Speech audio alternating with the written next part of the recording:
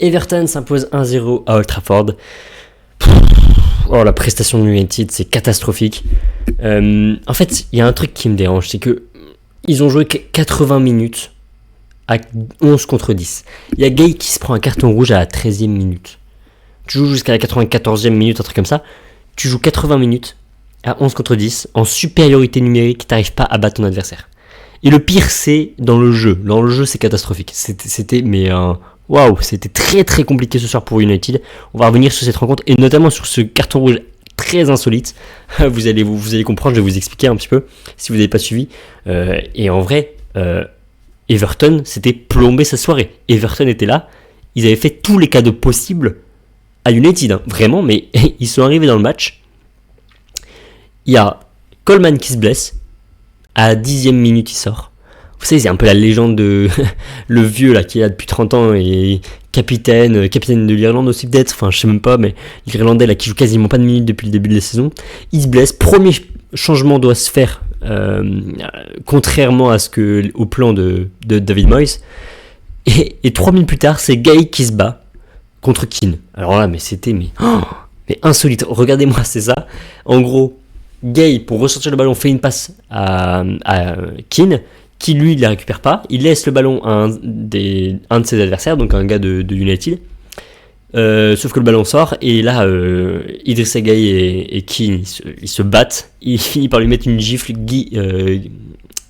Idrissa Gueye finit par mettre une gifle à Keane, et carton rouge, c'est le règlement. C'est assez insolite. Se prendre un rouge sur une bagarre entre coéquipiers, non mais là, il avait vraiment tout fait. À 15e minute, ils avaient plombé leur soirée. Everton. Vraiment, de mon côté, j'étais en mode, mais si c'est catastrophique pendant 15 minutes comme ça, mais qu'est-ce que ça va être pendant 90 minutes, quoi. Mais là, United, ils étaient plutôt en forme sur leur dernier match. Alors, il y avait 2 matchs nuls, mais juste avant, c'était que des victoires pendant 3 matchs. Ils n'avaient pas perdu depuis le 27 septembre. Connaissant United, c'était plutôt une période en forme. Non. Perdre 11 contre 10 chez toi, à Old Trafford. Donc là, t'as tout ton public qui revient de plus en plus hypé par ta propre équipe, par son équipe, et tu perds quand même.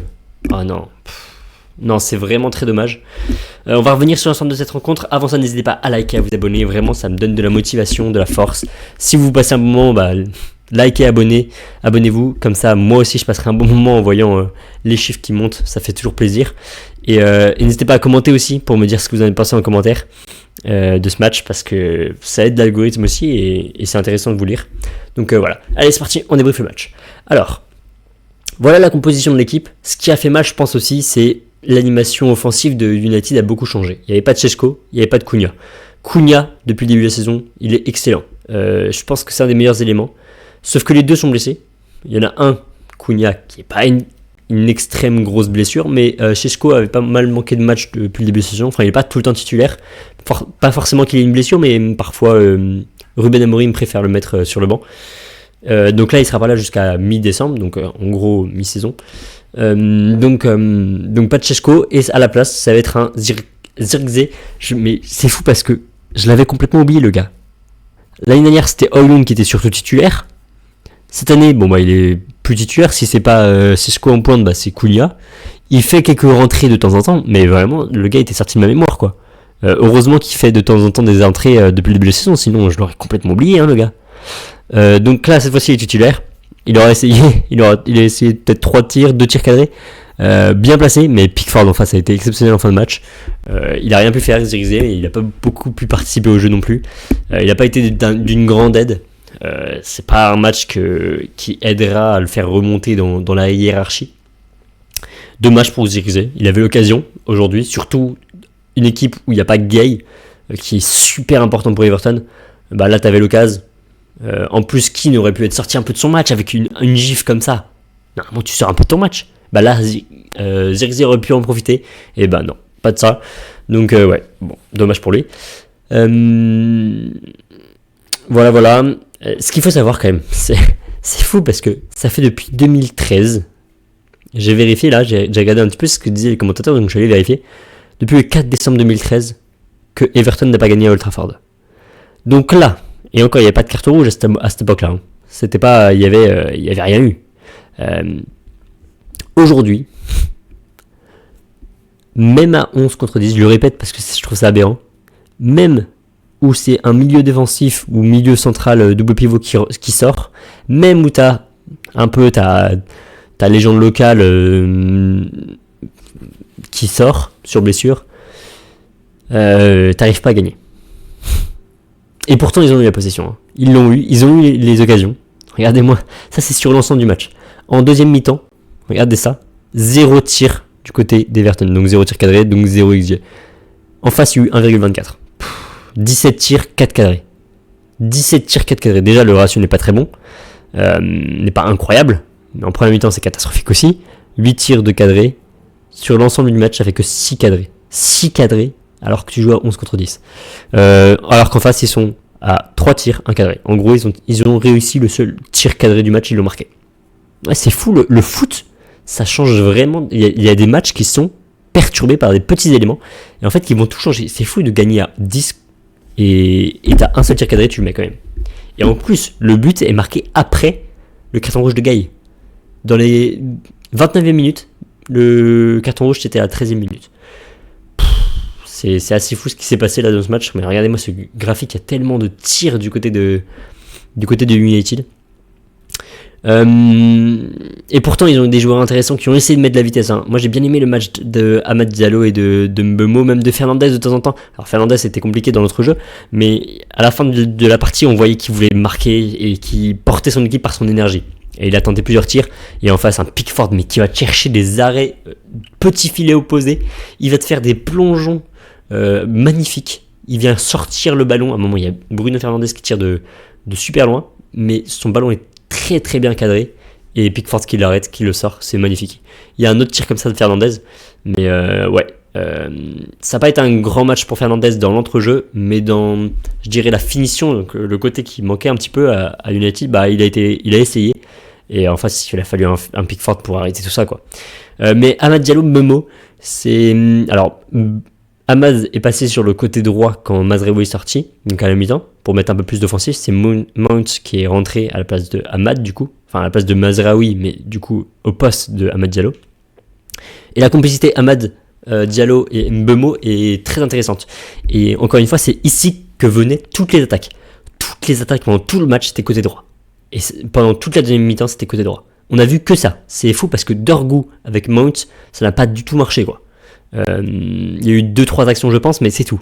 Sinon, c'était constamment côté droit. Et c'était tellement prévisible que, bah, en fait, il suffisait juste de bien serrer sur Mbeumo et sur Amad Diallo pour que ça passe pas.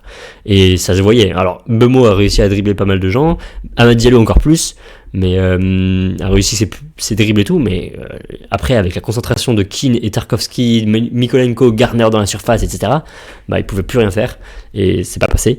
Et en même temps, il faut souligner un match de patron de Tarkowski aussi, hein. Il était à chaque fois là. Même Keane, finalement, il n'est pas du tout sorti de son match. Il a fait un excellent match. Bien aidé par Garner, bien aidé par Mykolenko, bien aidé par O'Brien, donc celui qui est rentré à la place de Colwill. Super match de Everton défensivement. Et ils n'auront rien laissé passer. Et en face, il a suffi d'une action de Désiré Hall qui dribble, qui prend le ballon. Il reçoit la passe, il reçoit une passe, il prend le ballon, il passe Bruno Fernandes en rapidité, il le dribble pas vraiment, il le contourne finalement, et ensuite là il passe pour le coup, il dribble Euro et vient marquer un superbe but dans la lucarne, c'était magnifique. Et c'est le seul tir cadré de Everton, c'est assez fou, mais c'est comme ça qu'il gagne des matchs. Ce qui fait que United, qui avait l'opportunité avec 3 points de passer 4ème, alors en fonction de différence de but évidemment, ça aurait été 5ème s'il n'avait pas gagné à plus 4, mais qui avait l'opportunité de passer 4ème, 5ème, de toucher les places qualificatives et de rester finalement à 10ème place, et Everton au contraire qui passe devant Liverpool, et ça c'est assez impressionnant, la différence de points qu'il y a entre Liverpool et Chelsea, le 2ème et le 12ème. Il y a 5 points entre 10 places. 10 places, 5 points seulement. C'est impressionnant, là, il y a quoi ? Il y a 5 équipes à 18 points, dont United et Everton. 3 équipes à 19 points. Une équipe à 20, une équipe à 21, une équipe à 22, une équipe à 23. Et une équipe à 29, évidemment. Cette première ligue est folle.